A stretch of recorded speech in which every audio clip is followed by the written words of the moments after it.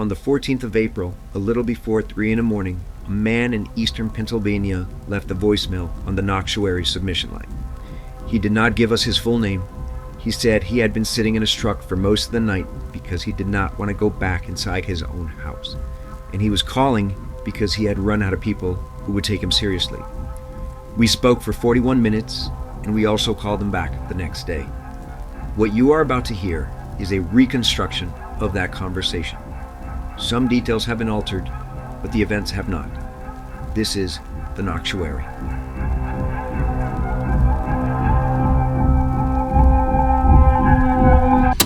So we have Matt with us here today, and he's on the other line. Matt is not actually his real name, but we're going to refer to him as Matt for this episode. You called us last night around 3 in the morning, sitting in your truck outside your house. What's going on? Yeah, I'm back in my truck, man. I'm sorry, I don't know how that don't sounds. apologize, man. You're allowed to be wherever you need to be. Listen, you do whatever you need to do. Take a breath, walk around, get out of the truck if you need to. We're just going to ask you some questions, if that's all right with you. I've got Silas here, and you met him the other day. He's just going to listen in and ask questions that may sound a little out of left field. So just answer them the best you can. Yeah, that's okay. Hey Matt, it's Silas. It's good to speak with you again. Hey, man, yeah, likewise. Take a breath, and whenever you're ready, Matt, just tell us where it started. Okay, so the house is my grandmother's, my mom's mom. She's on the Portuguese side. She passed in 2019, and the house came to me because my mom didn't want it. Too many feelings in there, I guess. My grandmother lived in that house for, I think, almost 60 years. And she was very Catholic, like old country Catholic, holy water in a kitchen cabinet, rosary over every doorway type of stuff. And there was even this little medal hanging above the front door. I never knew which one it was. I just left it there. A São Bento medal, by any chance? St. Benedict? Yeah, that sounds about right. How'd you know? Yeah, it's a common protective object in Portuguese Catholic households. It's usually placed at doorways and windows, and specifically against what the old traditions called Mau Olhado, the evil eye, and against what they called Visitas da Noite, nocturnal visitations. But please, go on. Yeah, that's already, okay. So we moved in, me, my wife, Teresa, and our daughter, Emma. She's 7. Mm-hmm. We've been there since, late 2023. And for 2.5 years, bro, nothing. Not one thing. And I never believed in any of this shit, I work construction, so that's not how my brain works. But then in November, that's when it started. The first time was a Tuesday, and I remember because I had a job over in Wilkes-Barre early in the morning, and I've gone to bed maybe around 10, and I woke up I look at the clock, and it's 3:17 in the morning. Was it exactly 3:17? Exactly. And I remember thinking, man, I had about an hour left to sleep, but that's when I heard it. 3 knocks right on our bedroom door, man, heavy, evenly spaced, like somebody's fist, and I thought it was Emma. I thought she'd have nightmare and come to find us, so I got up, I opened the door, and bro, the hallway was empty.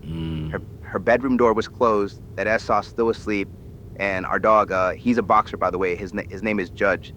Judge is at the foot of the bed, and he's awake, but he's not barking, bro. He's just staring, and I see that his eyes are moving, moving and following the door. Looking down the hallway from inside the room? Yeah, like he was watching something walk away. So I went ahead and I checked on Emma, and she's dead asleep. So I walked the whole house, front door, back door, basement, every window, I see. We don't live in the nicest neighborhood, so it's not the most safest. So I made sure everything was locked, and it was. I even checked with the Ring door camera thingies, the front and back, and bro, no motion detected, nothing. So let me walk through some scenarios here.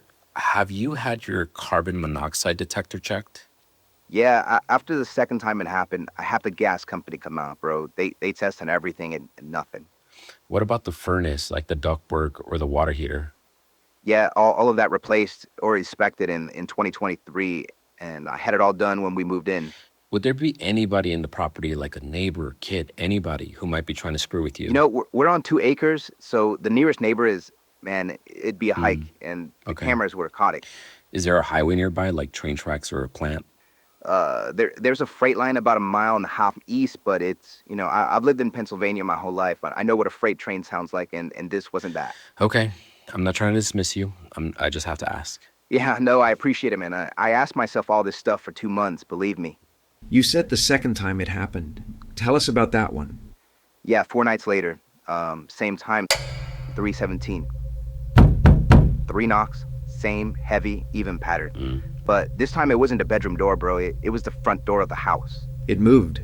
It moved, yeah. So I went down and I brought a flashlight. I hate to say this, but I brought a bat, because at this point, I'm sure somebody's screwing with us. Somebody knows that my grandmother passed, knows the house, knows I've got a family in there. So I'm ready to find a die and I'm ready to get into it with someone. And I opened the door, bro, and empty porch, bro. The motion light was already on, like somebody was there. And Judge wouldn't come down the stairs. He was at the top of the stairs and he wouldn't, bro. And I've never seen him scared for no reason. So the light was already on when you opened the door? Yeah. Meaning whatever triggered it probably had not left. Yeah, man. I mean, I didn't want to put it like that, but yeah.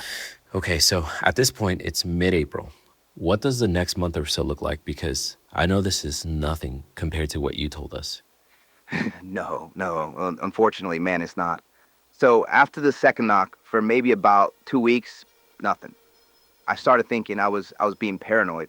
I started thinking maybe Teresa was right and it had been the furnace or pipe settling or whatever. So I stopped thinking about it. Then other little things started happening. What kind of little things?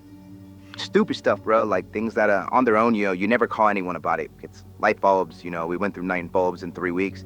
It just started popping. The bathroom went pop while Teresa was brushing her teeth, and one of the glass pieces cut her cheek. It was a tiny cut, but Judge stopped going in on certain rooms too. He'd been in that house for 2.5 years and no problems. And now he wouldn't even go in Emma's room, and he wouldn't go in the basement. He would be hesitant, and he'd also start growling at nothing. His hackles would be up or like something's there, but nothing was there, bro. And then things started moving, not big things. Like this, I would set our keys on the counter, go into the bedroom, grab her purse or something. She'd come back and the keys would be on the kitchen table, and small stuff that you go like, I moved them, the kids moved them, but it was happening every couple of days. And then one morning we found Emma's stuffed rabbit. She had this like rabbit since she was 2 and it lives on our bed. We found it in the kitchen sink, sitting up, like somebody set it there. Sitting up? Yeah, bro, sitting up, like facing a doorway. And where was Emma? Emma was asleep when I found it. I asked her about it later. She had no idea. Plus, the sink is way too tall for Emma to climb up there, like all the way where it was. What about smells? How'd you know there's smells? Because that's usually what comes up next in cases like this. Tell me what you noticed. A bird smell, but not like food burning, not like a fire, like burnt hair, Like when you singe your own hair on a candle as a kid and you smell it, like, yeah, like that smell. And it would come through the house in waves, bro. Like, and as I would smell it in the bedroom, I'd smell it in the kitchen 10 minutes later. Emma never said anything about it, but it was always brief, like maybe 30 seconds, and then it'd be gone. And so we checked the vents, we checked the wiring. We even had an electrician come out, bro, and nothing. Silas, hold on. Don't say it yet. Hey, I know. We're going to keep going, Matt, but I want to let you know that Silas, and I know Silas, just heard something he recognizes, but he's not going to say it yet because we want to hear the rest of the story. Okay. Keep going. Tell us what happened next. Let's see. I started having these weird dreams. It was almost like the same dream, but not exactly the same, but the same setup, always the same room, always the same night, always the same, like, feeling, So I'm in the bedroom, right in bed, Teresa's next to me, and I can't move, but I'm awake, like sleep paralysis, but I've never had sleep paralysis before in my life, and there's somebody at the foot of the bed. I can't see them, the room is dark, but I know that they're there. I know exactly where they are, like I can feel it. And they're standing on Teresa's side near the foot, just watching me.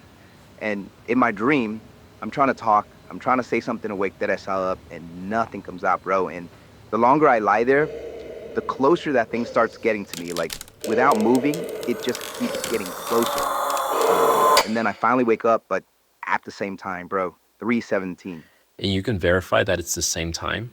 Yeah, bro, the clock is right next to me, and it's the first thing I see when I open my eyes. So yeah, I remember.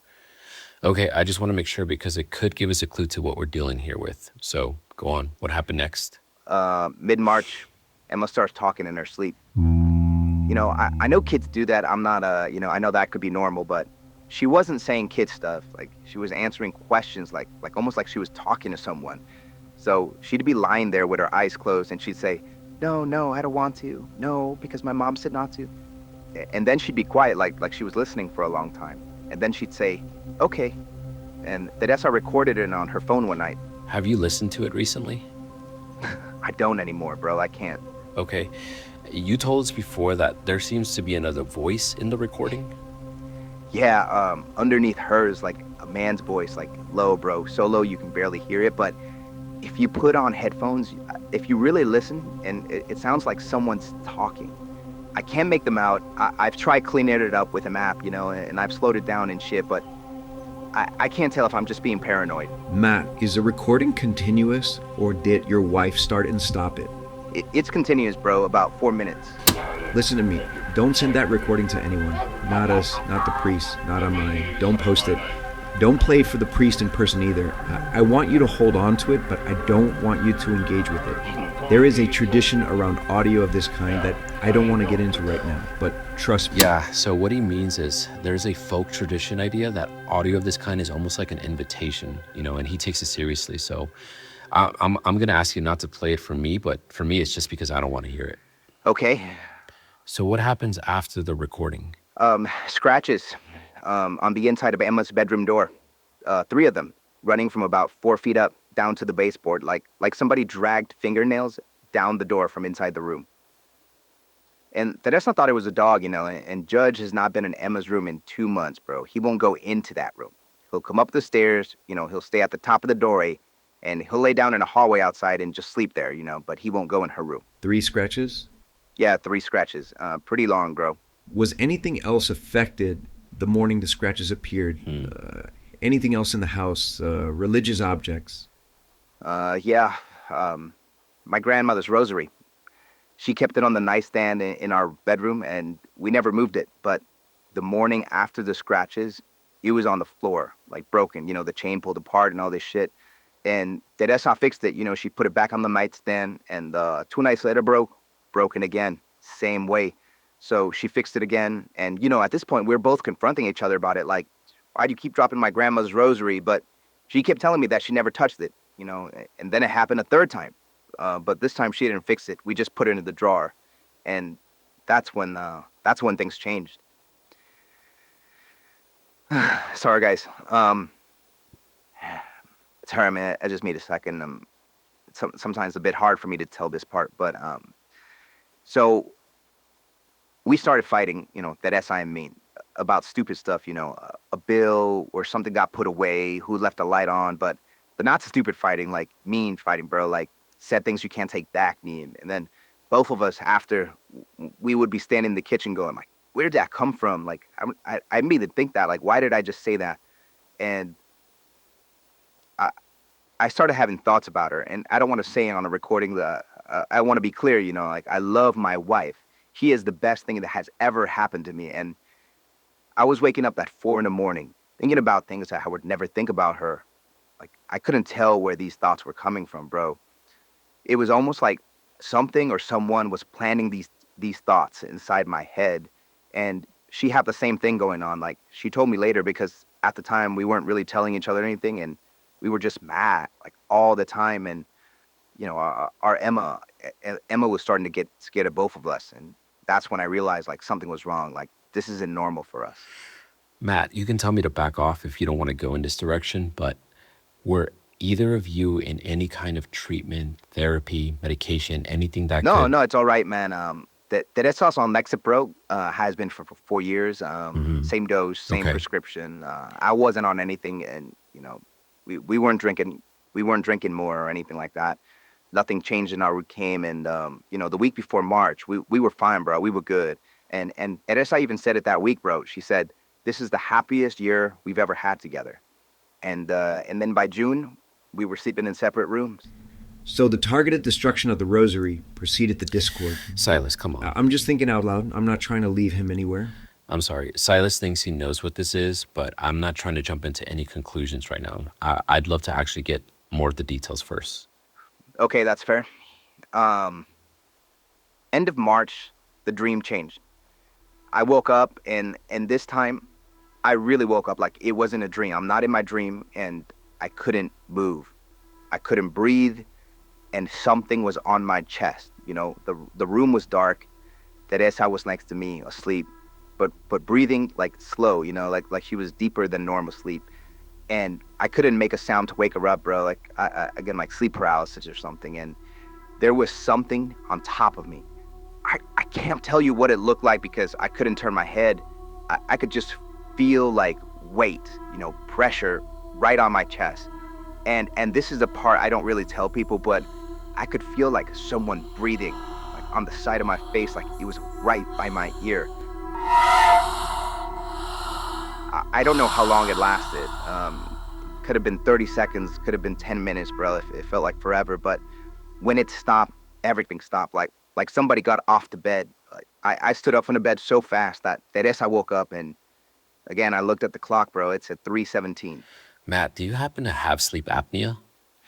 No, not at all. I actually had a sleep study in 2021. I went and got another one in March of this year because I wanted to rule it out again, and the sleep specialist and the pulmonologist both said nothing was wrong. Oh, okay. I just had to ask. I'm sorry to cut you off. No, it's all good, bro. And the sighting was after that? Yeah, the sighting was about 10 days after. So I was coming home from a job. It was a very hot day where, the air just sits on you. I pulled into the driveway maybe at about 8:30. The sun was gone, but it wasn't dark yet. It was that blue-gray light where you can still see a little bit everywhere.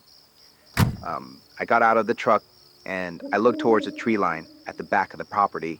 And we've got about like 2 acres. Then it goes into the woods that run up to the state forest.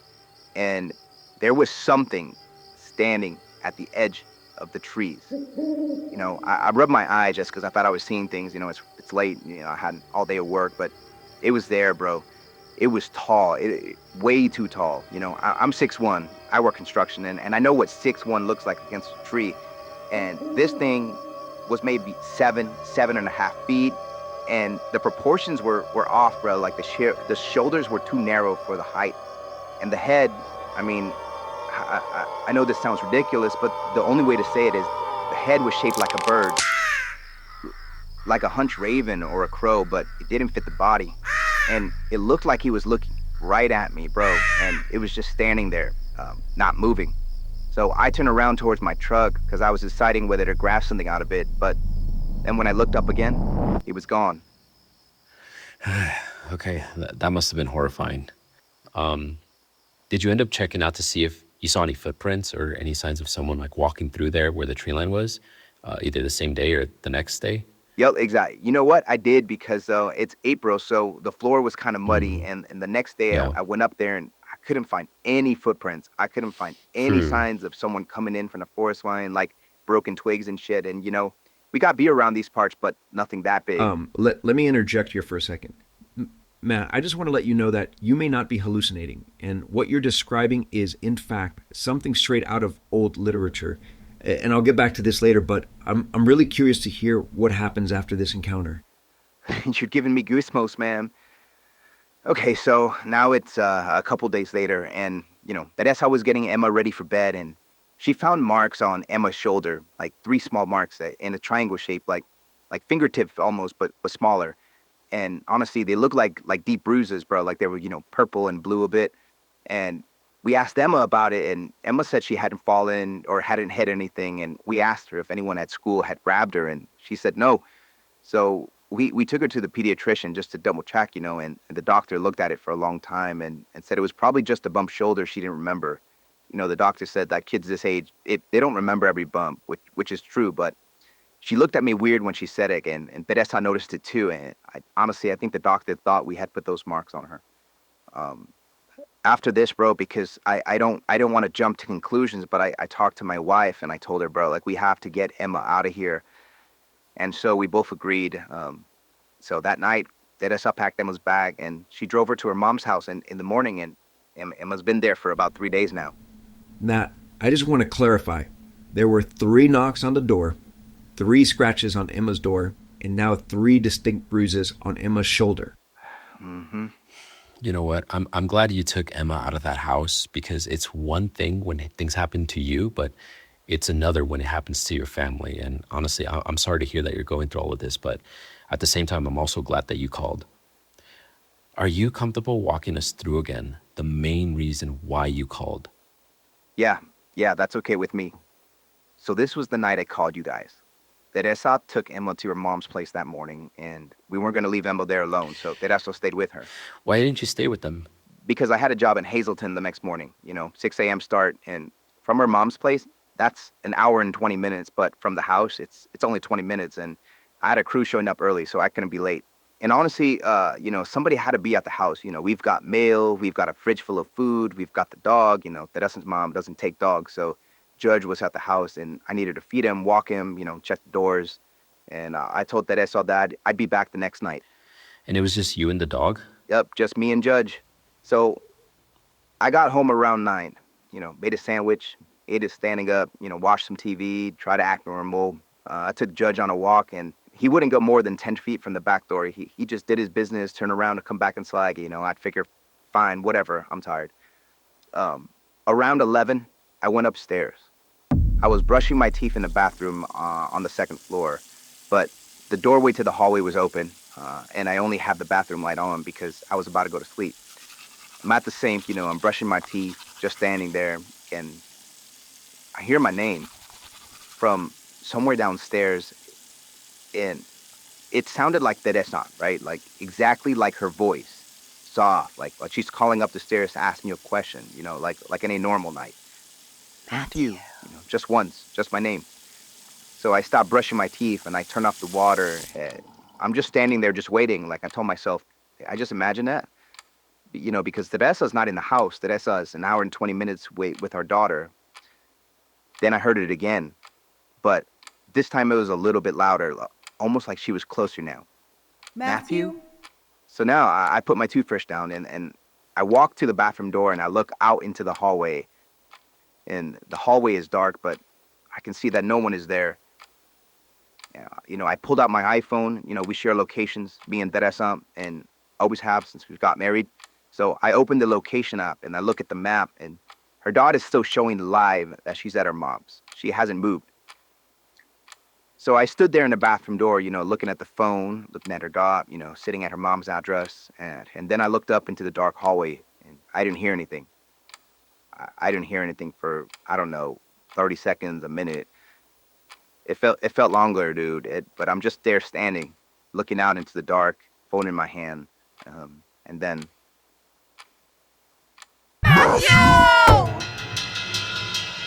It screamed, bro. It screamed. It screamed my name, like, loud, and it came from the stairs, bro. I jolted so hard. I dropped my phone. I almost fell back into the sink. My whole body is just kind of... So I went running down the stairs, and I wasn't being clear. I just went. I hit the bottom of the stairs, and I started flipping every light switch, bro. Like living room, dining room, kitchen, hallway. Everything. The downstairs bathroom. Every light is in the house is on at this point, and I'm looking around, and there's nothing. Just nothing. Empty rooms. Judge is upstairs in my room and won't come down, and so I'm standing in the kitchen, and bro, by this point I've kind of just lost it, bro. I started cursing at it. I started yelling. I said, "Get the fuck out of this house." I said, "I don't care what you are, who you are. You don't scare me. Get the fuck out and leave my family alone." And I'm just yelling at an empty house, bro. I don't care. Then, I stopped because, I felt stupid, I'm a grown man yelling in his own kitchen at nothing. So I quieted down, and I'm just standing there breathing hard. And out of the corner of my eye, I see something peek around the corner, like down the hallway where the dining room opens into the hallway. I just see it for half a second, like somebody leaning out and then ducking back, just a quick movement. It looked like a shape, like something leaning out and going back. So I walked towards it. I don't know why. I should have left probably right then, but I walked towards it, and when I get up to the corner, there's nothing there, bro, just the hallway. So I'm standing there in the hallway, I look up the staircase, and there was something at the top of the stairs. The same shape that I saw at the tree line, the narrow shoulders, the bird, the head it's got the bird head. But it's like a shadow, like it's not a person, and I could tell it's not a costume, and it sees me. And I'm just staring at this thing for what seemed like hours, bro, and it comes running down the stairs, bro, fast. I went back so hard, bro, I hit the wall behind me, and I don't even remember running to the door. I remember being at the door. I remember my hands not working on the lock for a second. I got it open, and I went out. I didn't close it. I left the front door open. I left every light in the house on. Honestly, I left Judge in the house. I just got in my truck, bro, and I drove. I drove to the Sheets on Route 11, the 24-hour one, and I sat in that parking lot for an hour. I went inside, and I bought a Monster because I knew I wasn't gonna go back to sleep, and I drank it in the parking lot and just sat there for a long time, and then I got on my phone and started researching, and that's when I called your number, bro. That's when I found you guys, and I left you that voicemail. Matt, you must have balls of steel, man. I'm honestly surprised you still went back to that house. Yeah, I am too. I'm sorry, man. Yeah. Okay, Matt, I want you to take a minute before we say anything else because I don't know about Silas, but I'm sitting here trying to wrap my head around all of this. Silas, are you here? Yeah, I'm here. Okay. Let me just talk for a minute and I'll show you what I think about your situation. Go ahead. Matt, I started this call wanting to be the guy on this end of the line who told you, you've been under a lot of stress. Your daughter's at her grandmother's. Your marriage has been under a lot of pressure and you haven't even been sleeping. The human brain can do some crazy things when it's running on 3 hours of sleep for like months. I wanted that to be the conversation. I want you to know that, but unfortunately, I don't think this is one of those calls. Yeah, I know. Silas, I'm not the guy in this conversation who knows the source material the way that you do, so I want you to take it from here. Just say what you think this is. All right, Matt, what I'm about to do is what I do for the people who come to me with cases like this, and is the part of my work that I have to come to take the most seriously. I'm going to tell you what the historical record of this kind of phenomenon describes, and I'm going to tell you the name attached to that record, and I'm going to tell you why I think it fits your case. Okay. The text I'm working from is called the Ars Goetia. It's the first of 5 books in a 17th century grimoire called the Lesser Key of Solomon. Now, the Goetia itself is a very old historical publication. Its earliest documented form appears in Pseudemonarchia Daemonum, published in 1577. The text catalogs 72 named entities. Each one is given a rank, an appearance, an office, meaning its primary function, what it does, and a warning about how it behaves towards the people who come into contact with it. What you have described tonight matches one specific entry, the 63rd. His name is Andras. And why do you think it's Andras? Well, the text describes him as a great marquis of Howell, commanding 30 legions. The description of his appearance, and this is from the Mather's translation of the Goetia, is of an angel with the head of a black knight raven, riding upon a strong black wolf, holding a short and bright sword. His office, the thing he is described as doing, is to sow discord. Okay, so this thing matches the description of the thing that Matt was seeing. Yeah, I was about to say, I don't know about demons and shit, but the fact that this thing is written in a book and I'm seeing it, bro, that's pretty fucking insane. Yes, the moment you described what you saw, I already knew what we were dealing with, but I didn't want to say it right away. Okay, I'm glad at least I'm not going crazy, and I knew that there was something off about what was going on between me and Teresa. Exactly, yes. These things can manifest in the form of disturbing and violent thoughts in our head. Yeah, and I want to piggyback off of what Silas is saying because I also want to assure you, Matt, that it's not just you. There are countless of other cases just like this where people start having dark thoughts about another person and sometimes even family. Okay, well, what do I do? How do I get rid of this thing? Matt, I want you to understand something before I give you the steps. This is not something you fix tonight. This is going to be a process. The church is slow with these cases by design. Oh, okay. How long do you think it's going to take? You know, it's honestly really hard to say because every case is different, but it could take weeks or possibly months. I know that's probably not what you wanted to hear right now, Matt, but I want you to know that your safety and your family safety is important, and you have to make sure that you move whatever this is from your home the right No, way. for sure, man. I'm with you on that. It's just this is going to be a lot, But what do you need me to do? Well, you can start off by going to Mass. Are you a religious man, Matt? Not really before this, but honestly, I think I am now. Yeah, after this, I'm sure you will be. Well, it doesn't matter if you're a religious man or not. Find the weekday Mass. Most parishes have one. And you don't have to feel anything. You just have to be there. Did your grandmother have a parish she attended regularly? Yeah, she good actually. Okay, go to your grandmother's parish. Talk to a priest there. Tell him whose grandson you are. Tell him what's happening. He may have known her, but even if he didn't, that parish is the spiritual home of the household you inherited, and the people there will likely recognize what you're describing. And we're also going to give you a number to call. Yes, that is correct. Renee is going to text you a number after this call ends, okay? That number is the office for the diocese in your area that handles cases of this category. Every diocese has one. They have not advertised for reasons that should be obvious, but when you call, you are going to encounter resistance from the first person who answers, okay? They will tell you that the office doesn't handle that. They will probably offer and refer you to a counseling service, but just be polite. Don't argue with them. Just say, I am requesting an evaluation under the rituale. If that doesn't open the door, ask for the deliverance liaison or the diocesan exorcist. Use those exact words. They will know what those words mean, even if they pretend they don't. And when you give them your name, tell them that Silas referred you. You'll most likely recognize the name, but if they don't, they'll know somebody who does. Okay. And lastly, the rosary. Take it out of the drawer. Put it back exactly where your grandmother kept it. Find every religious object she left in that house. Medals, prayer cards, statues if there are any. The holy waters in the cabinets you were talking about. Anything that she had. Put it all back where she had it. If you don't know the original placement, put it at every threshold of the house. Front door, back door, every interior doorway. Especially the doorway to Emma's room, even though she's not there. Especially that one. Hey, you don't have to believe in any of it, but your grandmother did. The objects still need your belief for them to do their work. And from me, Matt, just a few don'ts. Don't go back into that house at night by yourself, ever. Whatever you need from there, just get it during the day and don't go alone.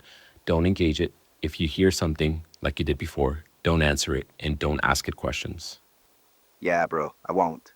Yeah, and Matt, stay with Teresa's mother. Don't come back to the house to live until someone from the diocese has walked it and cleared it. And that, please keep us posted. If anything new happens, anything you don't have a category for, anything that feels like an escalation or anything at all, call us first before you do anything else, okay? Our line is open to you. Yeah, I don't know what I was hoping for when I called you. I think I was just, thank you, both of you. Seriously. Yeah, we'll talk soon, Matt. Take care of yourself and take care of your family. So that call with Matt took place about 3 nights ago. Yeah, I still get a little bit of chills just listening back to that story and some of the recollections that Matt has shared with us. But I wanted to give the audience an update. I know it's only been a couple of days, but I know a lot of you are always wondering what happened next, right? And the honest answer is not much. And that's the reality of these cases, right? So Matt called the number we gave him, and he actually had to ask 3 times before he got through to the right person. I believe the first staff member he spoke to told him that, the office didn't handle these type of situations. And then they proceeded to give him like a number for a counseling service. But he pushed back. He used the words that Silas told him to use, and he eventually got put through. And I think now he has an evaluation appointment scheduled, and it's 3 weeks out. But honestly, that's pretty fast for these kind of things. He kind of officially moved out after the call, and he's back at his mother-in-law's place with Teresa and Emma, and his dog Judge is also there too, in case you're wondering. They're kind of just waiting it out right now and just proceeding with the next steps that the local parish is going to give them.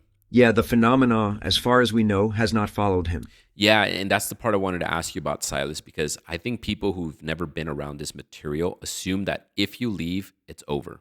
Yeah, it's not always over. There is a category of these cases in which the activity continues at a new location in attenuated form, particularly in dreams. And so the traditional explanation in the literature is attachment, that whatever the thing is has attached not to the house, but to a member of the household. And so in this case, the house is the territory, but the person is the target. Yep. And believe it or not, we have a ton of cases where people call in or send us their submission of stuff happening to them. For the most part, a lot of these cases are people making stuff up. Sometimes it's a little bit of some mental illness or something like that involved in it. And there are times where people are just fabricating things, right? Or it's just normal things. And that's why it's important for us as we talk about these things. We like to ask questions and push back a little bit on what people are telling us, just to ensure that we're checking off things that could be obvious. Unfortunately, this is not one of those cases.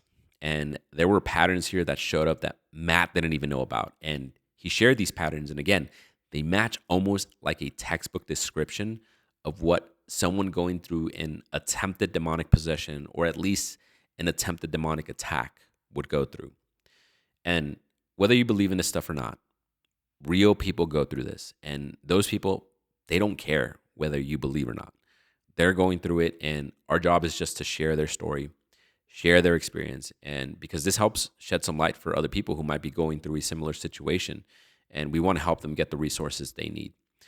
There's also not a lot of coverage out there on real things, right? There's a lot of glamorized versions of stories and maybe even creepypastas or fake kind of fabricated things for entertainment. And I think it's important for us to shed some light on real stuff that happens in the world with the paranormal in this type of phenomenon. So that's why we document some of these cases. And just so the audience knows, every single person who jumps on with us and has told their story has explicitly given us permission to share their story because they want to help other people who might be going through the same thing. But Silas, what's the timeline from here realistically in your experience? Absolutely. So there are three things that have to happen. The diocesan evaluation has to be completed, which can take weeks. If the office determines the case warrants further intervention, a formal investigation begins, which can take months. And in cases I have personally observed, the average is around 8 to 14 months. Yep. And this is not what people think it is. It's not like in the movies, right? It is paperwork, evaluations, second opinions, and very occasionally the right priest in the right room. The church is slow, deliberately. They have learned over centuries that being slow is the most protective stance that they could take against being wrong. Yeah. And that's a very important distinction that you mentioned there, Silas, because there's a lot of people who think that, they see the movies and they think that just like in the movies, you get a priest, they exorcise the demon, and all of a sudden it's gone. That's not how it works in real life. In real life, it does take a long time for a demon to be removed. Sometimes, not all the time, but for the most part, it just takes time. And we let Matt know ahead of time that this is not going to be a simple and fast process, so he's in it for a haul. Matt is in it for a haul, yeah. And we will report back when there is something to report, Some of these files we close in a year, and some of them we don't close at all. So I want the audience to be prepared that in cases like this, there's a possibility that we don't have any update for years. Yeah, exactly.